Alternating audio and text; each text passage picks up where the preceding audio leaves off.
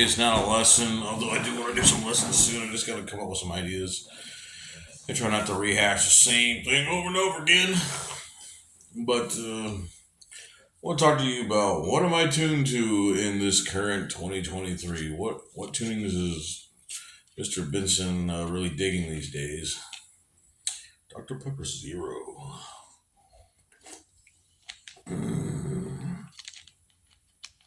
Feel the bird. Anyways, I just wanted to be funny.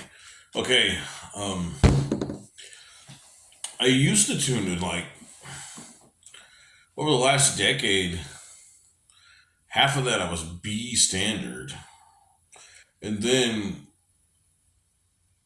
I was drop C. Reason I mentioned the whole decade, I was basically tuned down really low for almost 10 years. Actually, longer than 10 years. A little bit. So, this brings me to my point. What am I tuned to today? And why do I just prefer that sound? And why does it work for me? I've actually got three tunings because they're all related to each other. I'm using three these days, depending on the project. Persecution Complex. Going forward, we're actually predominantly drop C sharp. The record is drop C, but the new record that's being written, drop C sharp, mostly. And then the solo project is E flat standard, mostly. Now, when I say mostly, that means that's the main tuning, but I do some differences here and there. Like, there are some E flat standard things that'll be in Persecution Complex on the second record, and there'll be maybe one or two songs in the solo band that are drop C sharp. But what is the third tuning? Well, I'm not sure what it's called. I learned it from like just looking up random stuff on YouTube, trying to figure out how to like tune my guitar down ish, but keep most of the high notes. And some people call it the Mastodon tuning. Some, and Zach Wild's done it. Tool, gosh, quite a bit of guys, even Iommi, Alter Bridge. So my third tuning is basically flat standard, except having an E flat at the bottom, you have a B flat.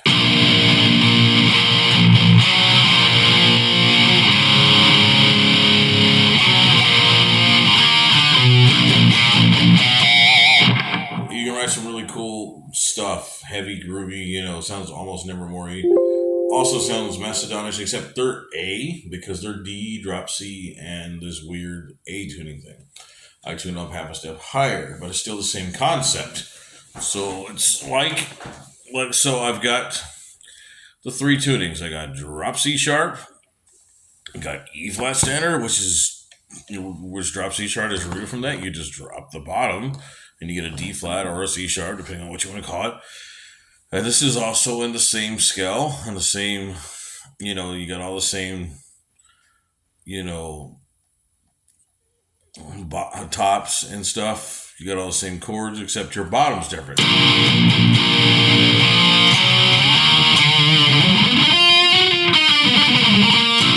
But with this, so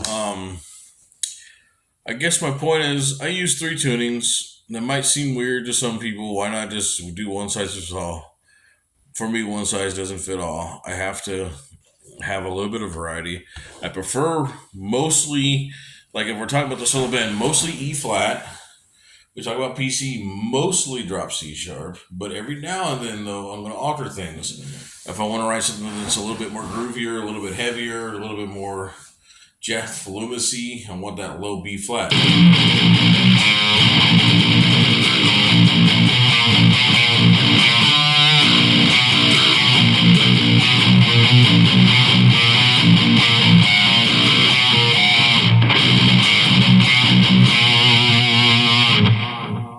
So I use three tunings.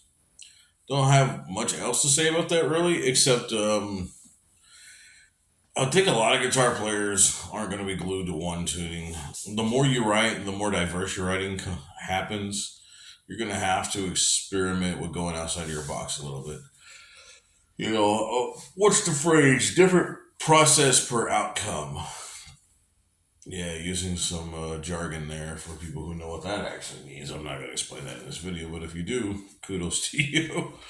But it's true. For some of what I do, there's a different process per outcome. But predominantly, if we're talking about Persecution Complex, word drop C sharp. Predominantly. That means 80% of the songs. If we talk about my solo band, the Charles Benson, or we're just probably going to just cut it down to Benson. That seems to roll off the tongue a little better. That's predominantly E flat. But there will be some variances. Like there's going to be a song in the solo band, which is kind of this sludgy thing called the Dungeon.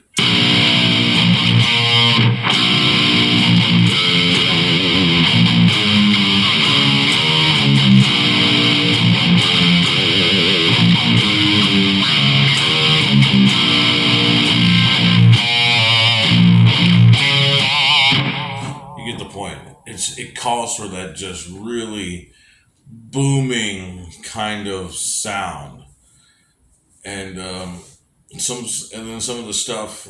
I don't know how many songs. That's probably only gonna be like maybe two, maybe three. Um, there will be very few tracks on the second Persecution Complex album that use this alternate tuning. Not a whole lot at the current state of things. In fact, it's weird. The first record hasn't come out yet. It's going to. We're trying to figure out the date and what bands are going to be on the show that we're playing and distribution. We're thinking summer, and the thing is, we wrote that album a few years ago, and it's just now finally able to be released. Um, but the thing is, in the meantime, we wrote a bunch of material for Persecution album 2, which we've already got a lot of material stacking up, and it's sounding dope. It almost would rather release a double album, like drop them both, but that's probably not practical, and the second record can wait a year. Plus, it doesn't have any vocals yet. It's just the skeleton. It's just the drums and the guitars. But man, they're sounding great. I'm excited, really.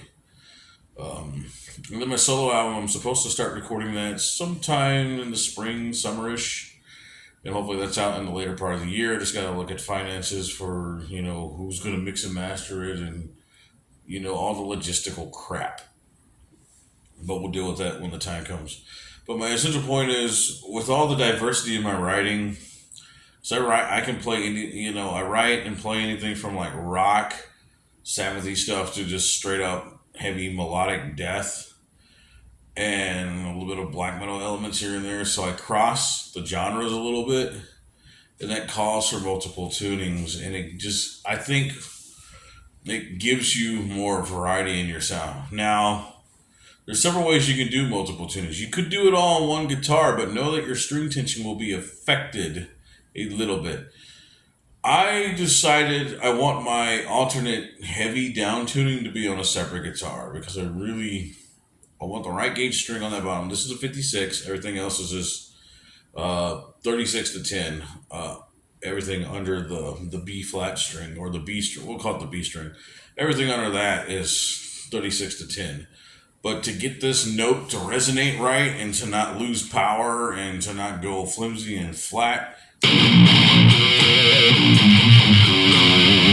it has to be like a 7-string bottom. So it is. There's a couple of things you could do if you're somebody that uses multiple tunings. You could just have multiple guitars. Now, if you're doing standard to drop, you don't need a secondary guitar for that. That's a 1-string adjustment. Which technically the only thing that's really being changed in all the tunings is just the bottom string. But gosh, that really makes a huge world of difference of what you're writing. Now, there's a couple ways to do that. Now, I've watched some of the Mastodons behind the scenes stuff because they're interesting. Looks like they use a lot of the same guitars on stuff. I'm guessing it's because they use a heavier gauge towards their bottom.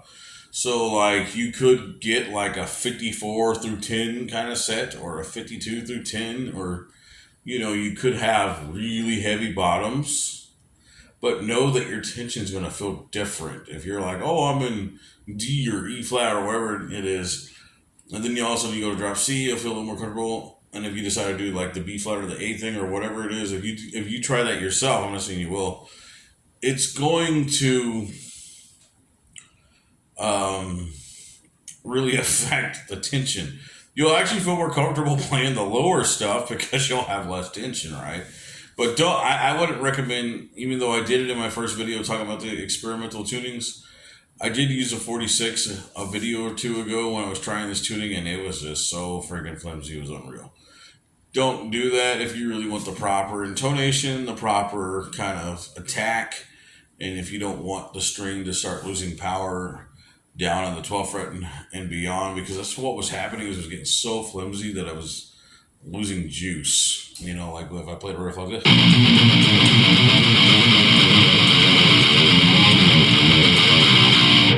it was losing juice down there because I was using like a 40 something gauge. Don't do that if you're going to try that alternate tuning. So, a couple ways you can do it. You can have a separate guitar, or you can just use a slightly heavier gauge and understand that the tension, depending on what you're playing, is going to feel a little different from time to time. Like if you're E flat standard or D standard and you got like a 54, it's going to be a little bit stiff. But when you do your drops tuning, it's going to feel a little more comfortable. And when you drop even lower, then you'll have even more comfort. That's why I really personally recommend,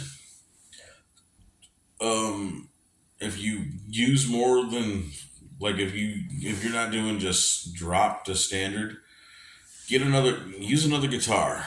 I've got 6, so I got to utilize them. And I honestly haven't been using this guitar hardly at all lately. It's just my backup, but really, it's a killer guitar. It's a Samick Greg Bennett TR1. It's modified with Seymour Duncan JBs, and my dad painted it blue. And it's a great guitar. It definitely blends in with my Epiphone and my Gibson.